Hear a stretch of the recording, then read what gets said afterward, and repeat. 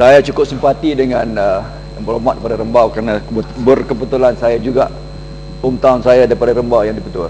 Saya mengetahui Yang Berhormat Rembau sakit pagi tadi, memang kurang sihat dia. Dia turun juga, soalan ni penting. Ucap tahniah kepada dia untuk membela rakyatnya di Rembau.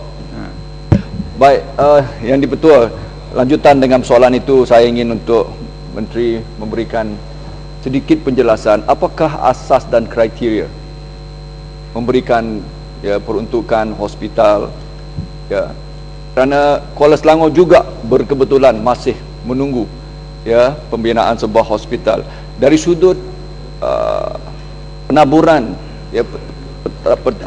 pengagihan penempatan hospital ini. Apakah kriteria yang digunakan khususnya untuk mengatasi ketidakseimbangan pembangunan wilayah ini? Itu pendek dan ringkas. Terima kasih. Terima kasih Yang Berhormat Kuala Selangor.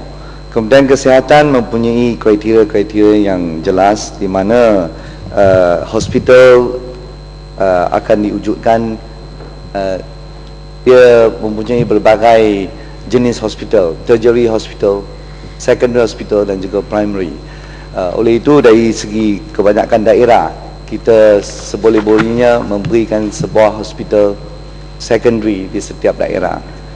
Mandangkan peruntukan kita terhad, kita membuat perancangan daripada masa ke semasa, dan dalam rancangan Malaysia ke-9, keseluruhan rancangan Malaysia ke-9 ada 29 buah hospital.